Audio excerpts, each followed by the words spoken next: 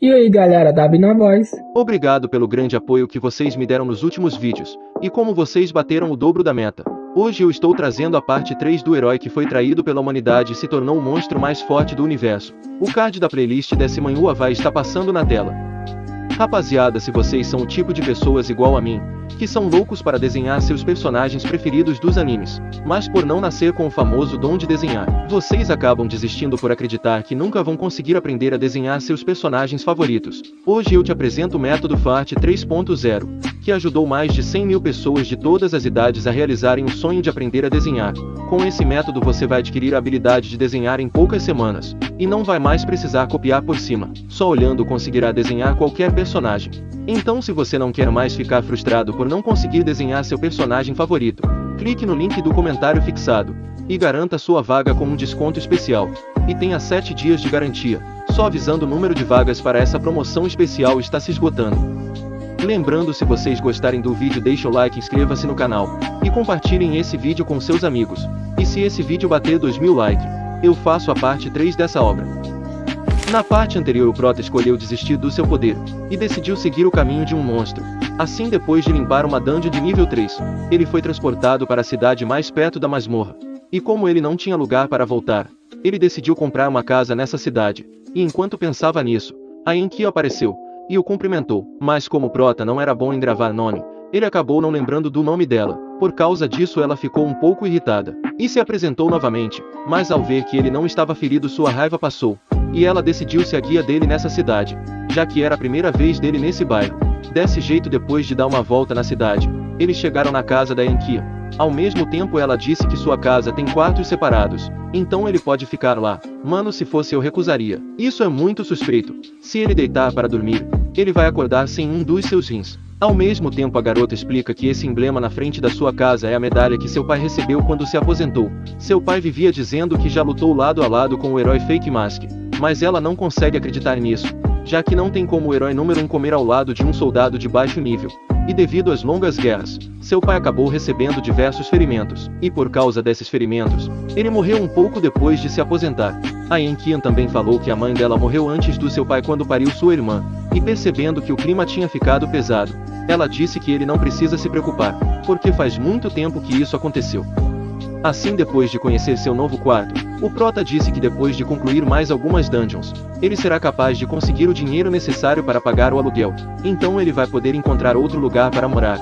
E enquanto pensava nisso, uma garota com cadeiras de rodas apareceu, e vendo ela, a Enki apresentou o Prota para ela, dizendo que ele vai morar com elas por alguns dias. E sendo uma pessoa sensata, a garota disse que não entende como sua irmã traz um estranho que acabou de conhecer para dentro de casa, e por causa da forma arrogante que sua irmãzinha estava agindo, a Enkian se desculpou com o Prota, e falou que sua irmã está irritada hoje por causa do julgamento do seu ídolo, o Fake Mask, que ela adora desde quando era pequena. Ao mesmo tempo corta para outra cena, aonde mostra a garota de cadeira de rodas, ficando extremamente irritada ao ver vários comentários falando mal do herói número 1.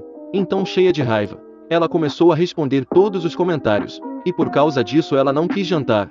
E enquanto o Prota jantava, ele acabou lembrando da época que ele comia as carnes dos monstros no campo de batalha. Naquela época ele não importava quão fedorenta a comida era, ele ainda comia para continuar sobrevivendo para poder proteger a humanidade.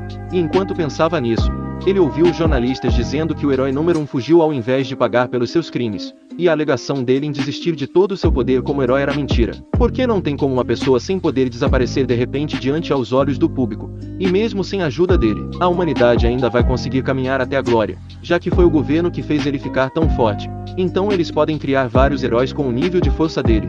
É claro, a garota ficou indignada ao ouvir isso, e perguntou se o Prota acredita que o herói número 1 está fugindo.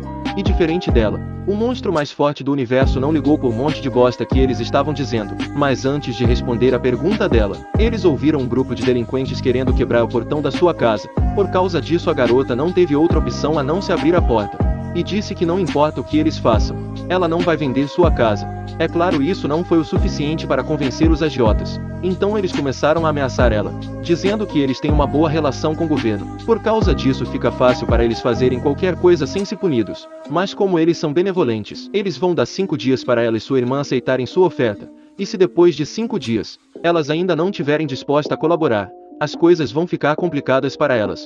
E enquanto dizia isso, ele notou a presença do Prota dentro da casa, e pensou que ele era o namorado da Yankia. Por causa disso ele fingiu cumprimentar o Prota, e usou sua habilidade de ataque mental, e conseguiu entrar no mundo mental dele, e como todo bom figurante, ele decidiu fazer uma pessoa que ele viu pela primeira vez desmaiar e ficar em coma por metade de um mês, mas mesmo depois de voar por um tempo, o agiota ficou chocado por encontrar um humano com um poder mental tão profundo quanto um oceano, e percebendo que mexeu com a pessoa errada, ele tentou fugir daquele lugar, mas de repente uma onda gigantesca o engoliu, e enquanto se afogava nesse grande poder mental, o agiota acabou vendo um ser monstruoso no fundo do oceano, e acabou desmaiando de medo, e vendo o que aconteceu com seu chefe, o figurante tentou atacar o Prota, mas foi parado pelo seu companheiro, que era o intelectual do grupo, que percebeu que o Prota era mais forte do que eles. Por causa disso ele decidiu recuar, mas antes de ir embora, ele disse que isso ainda não acabou. Ao mesmo tempo a garota explicou que já faz 4 anos que esses agiotas estão incomodando elas. Isso começou não muito tempo depois da morte do seu pai,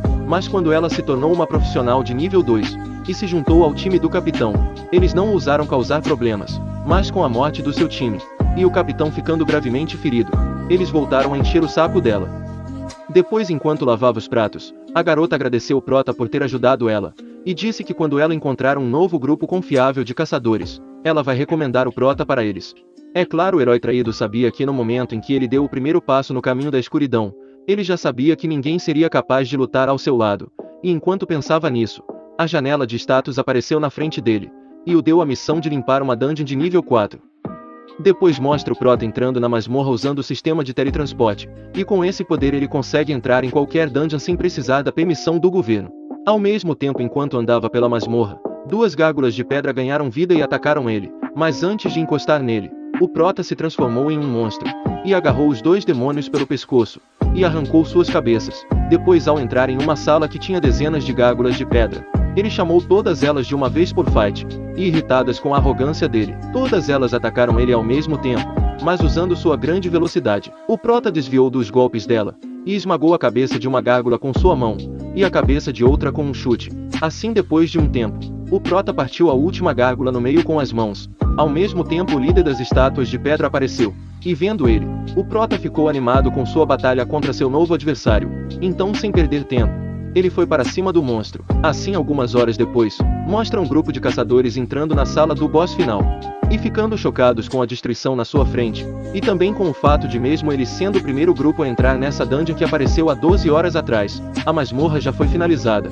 E nessa situação bizarra, eles não conseguiram entender o que estava acontecendo, e para aumentar ainda mais suas confusões, eles viram o boss pregado na parede com sua própria lança. Rapaziada, se vocês querem a continuação da jornada do monstro mais forte do universo que bota medo até nos deuses, deixa o like, e também inscreva-se no canal para me ajudar a pegar 30 mil inscritos até o final do ano. Essa meta era praticamente impossível um mês atrás, mas com a ajuda de vocês nesses últimos vídeos, eu acredito que consigo bater essa meta.